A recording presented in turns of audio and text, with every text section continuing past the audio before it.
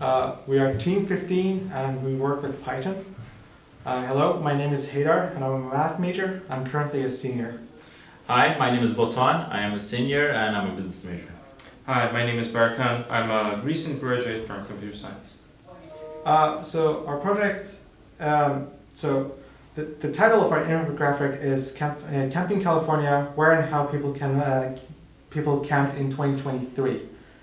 We focused on the visitorship side of the data, and we're going to present facts about that.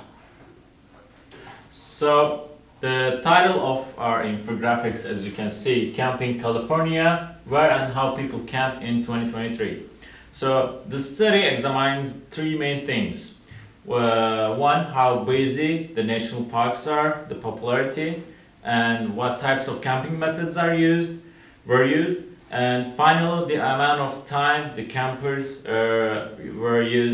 spent in these national parks. So our goal is to help future visitors to make this informed decisions regarding their journey. So we wanted to develop a story for visitors who would like to see the wildlife in these national parks.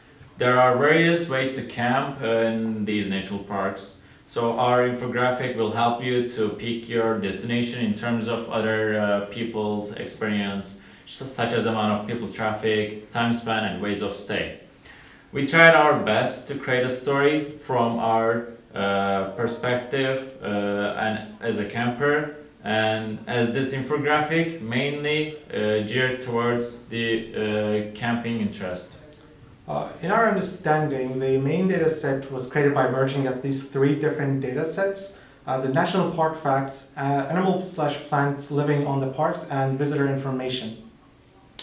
This graph, the first one shows the annual visitor number per national park, and we're seeing Yosemite peak about 4 million in 2023.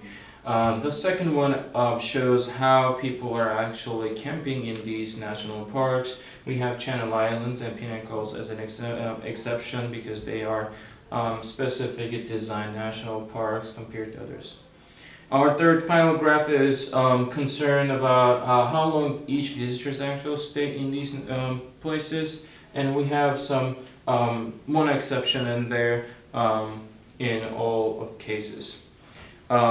In our technical aspect, to make this infographics and our data analysis possible is done through Python. With it was our programming language, and we use Juniper notebooks to develop our analysis. We use pandas and matplotlib to essentially develop our software on it. Cleaning and all these moving things out of the CSV file done through that, and we place our graphics into this Canva by exporting these plots. We use extensive amount of AI to make these analysis happen. We essentially struggle with the AI context windows to understand the data set as big as this 1,000 rows. And also we significantly struggle with the data,